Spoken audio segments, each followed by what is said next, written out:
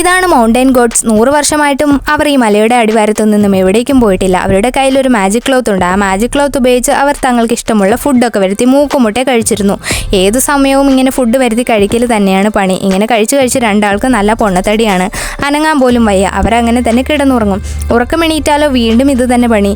ഇതറിഞ്ഞൊരുത്തൻ അവിടേക്ക് വന്നു. അവനാണെങ്കിൽ ആ ടേബിൾ ക്ലോത്ത് സ്വന്തമാക്കണം. എന്നാൽ ആ മൗണ്ടൻ ഗോഡ്സ് ആ ക്ലോത്ത് കൊടുക്കാൻ തയ്യാറായില്ല. അവരൊരു തേങ്ങ വരുത്തി അതുകൊണ്ട് അവൻ്റെ തലക്കെറിഞ്ഞ് അവനെ നിലത്തേക്കിടുകയാണ്. ഇതവൻ്റെ കൂട്ടുകാരി കാണുന്നുണ്ടായിരുന്നു. അവൾ അവനെ രക്ഷിക്കാൻ തീരുമാനിച്ചു. ആ മൗണ്ടൻസ് ഗോഡ്സിനെ ബുദ്ധി കൊണ്ടാണ് തോൽപ്പിക്കേണ്ടത് എന്ന് അവൾ തീരുമാനിച്ചു. അവളൊരു പാത്രത്തിൽ കുറച്ച് വെള്ളം നിറച്ച് അവർക്ക് മുന്നിൽ വെച്ചു കൊടുത്തു.